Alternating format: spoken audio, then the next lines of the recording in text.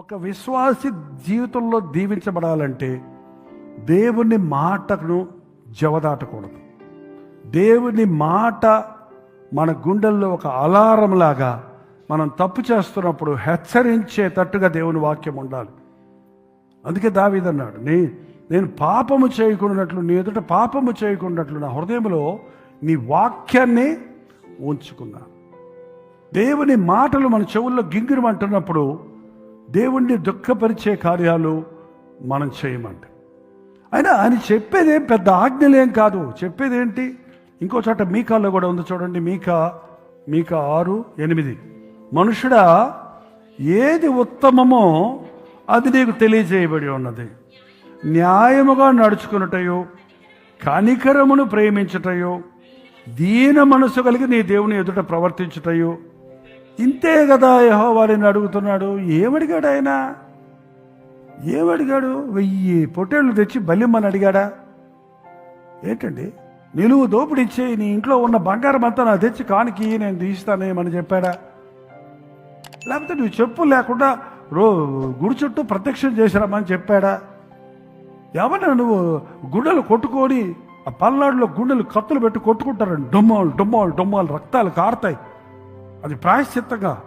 అట్లాంటి నీకేమన్నా నువ్వు హింసించుకునే పనులు ఏమన్నా చెప్పాడా? ఏమడిగాడు ఆయన? ఏది ఉత్తమో ఆల్రెడీ నీకు తెలియజేయబడి ఉంది. నీకు తెలియని దాన్ని చేయమంటలేదు, నీకు చెప్పిన దాన్ని చేయమంటున్నాడు దేవుడు. నీకు చెప్పకుండా నువ్వు తెలియక చేస్తే అది వేరే సంగతి. నీకు ఏది ఉత్తమమో తెలియచేయబడింది. న్యాయముగా నడుచుకో. ఏది న్యాయం? ఏది న్యాయం అంటే, దేవుడు నిన్ను దీవిస్తే నువ్వు సాతానుకు సేవ చేయటం న్యాయమా? దేవుడు నిన్ను ఆశీర్వదిస్తే నువ్వు లోకానికి బానిస అవటం న్యాయమా? ప్రభు నీ కోసం ప్రాణం ఇస్తే నీ ప్రయాసంతా లోకంలో ఉన్న మరి దేని కోసమో ప్రయాసపడటం న్యాయమా? నిన్ను ప్రేమించిన దేవుణ్ణి నిన్ను ప్రేమించమనటం అన్యాయమా?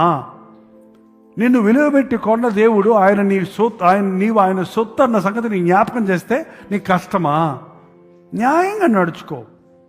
కనికరాన్ని ప్రేమించు. నువ్వు కనికరించబడ్డావు. ఎంత గొప్ప దేవుడు అండి మనతో చెప్తున్నాడు. అసలు ఎవడన్నా పెద్ద ఒక హోదాకు వస్తే మనతో మాట్లాడతాడు ఎవడన్నా? ఇంత గొప్ప దేవుడు చెప్తున్నాడు, నా మాట విను సంగమా, నా మాట విను విశ్వాసీ, నా మాట విను దైవజనమా, నా మాట విను. మీరు నా మాట విని ఎడల బ్రతుకుదురు, మీరు నా మాట విని ఎడల ఆశీర్వదించబడుదురు అని మళ్ళీ మళ్ళీ మళ్ళీ మళ్ళీ దేవుడు హెచ్చరిస్తున్నాడు బైబిల్లో. ఏ సమయానికి ఏ మాట మనం వినాలో అన్నీ నాకు గుర్తులేవండి, మంటానికి అనక్కర్లేదండి. ఇప్పుడు ఒక పోరాటంలో మనం ఉన్నప్పుడు దేవుడు మాట్లాడతాడు, దెయ్యము మాట్లాడద్ది, లోకము ఆకర్షిస్తుంది, దేవుని ఆత్మ హెచ్చరిస్తాడు. నువ్వు దేనికి లోబడుతున్నావు? వాళ్ళ మాట విన్నావు అన్నమాట. ఒక్కొక్క పాయింట్ వెళ్దాం. ఒకేసారి అక్కర్లా. నీ ఉద్యోగం విషయంలో, నీ వివాహం విషయంలో, నీ ప్రయాణాల విషయంలో, నీ సంపాదన విషయంలో, నీ ఖర్చు విషయంలో, నీ ఆలోచనల విషయంలో, నీ తీర్మానాల విషయంలో, నీవు చేసే ప్లాన్స్ విషయంలో దేవుని చిత్తము, దేవుని మాట వినడం నేర్చుకుంటే నువ్వు దీవించబడతావు.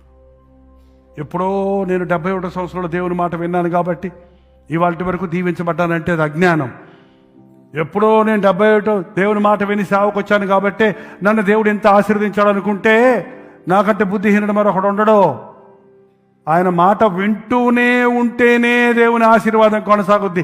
ఎక్కడైతే నీవు అవిధేయుడు అవుతావో అక్కడి నుంచి నీ బతుకు మారిపోద్ది. మళ్ళీ ఖచ్చితంగా మారిపోద్ది. అన్ని విషయాలలో ఎడతెగని విధేయత కావాలి.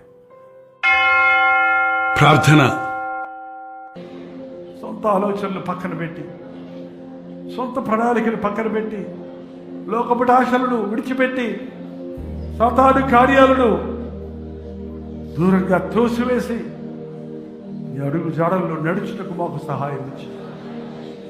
2 యవనస్తులు చూడయ్యా, చాలామంది శాపగ్రస్తులు అయిపోతున్నారయ్యా. తల్లిదండ్రులకు వేదనలు చేస్తున్నారయ్యా. చదువు మీద కంటే లోక కార్యాల మీద మనసు పెడుతున్నారయ్యా. దేవుని కంటే లోకాన్ని ఎక్కువ ప్రేమించే వారికి దిగజారిపోతున్నారయ్యా. అటు వారిని సమయంలో నజరుడైన యేసుక్రీస్తు నామములో విడుదల చేయించున్నాము తండ్రి. ఫెయిల్యూర్ వద్దునైనా, మాకు జీవితం విఫలమైందన్న వచనమే వద్దునైనా. ఆ శాపం అంతా కొట్టేస్తున్నాం. లోక పాపములను మోసుకొనిపోవు దేవుని గొర్రె పిల్లగా ఈ సమయంలో మా మధ్య సంచరిస్తున్న ప్రభువా, మా పాప భారాలన్నీ నీ మీద వేస్తున్నామయ్యా. మా సమస్యలన్నీ నీ మీద వేస్తున్నామయ్యా. విశ్వాసం ద్వారా ఊరు వెలుపలికి మోసుకుపోయి ప్రాయశ్చిత్తం చేసిన దేవా, వాటికి మా మీద ఎటువంటి అధికారం లేకున్నట్లుగా విశ్వసిస్తున్నామయ్యా. ఒప్పుకుంటే క్షమిస్తానన్నావు కనుక ఒప్పుకుంటున్నామయ్యా. క్షమించినందుకు వందనాలు, విడిపించినందుకు వందనములు. ఈరోజే కాదు, జీవితకాలం అంతా నీకే భయపడడానికి, నీకే లోపడటానికి, నీకే ఇష్టలుగా ఉండడానికి, నీ రాజ్యం చేరే వరకు మా విశ్వాసమును కాపాడుకోవడానికి, నీ మాటల ప్రకారంగా మమ్మల్ని మేము దిద్దుకుంటూ నీ చిత్తములో నడవడానికి మా ఒక్కొక్కరికి నీ సహాయం చేయమని యేసుక్రీస్తు నామములో అడుగుచున్నాను తండ్రి. ఆమేన్.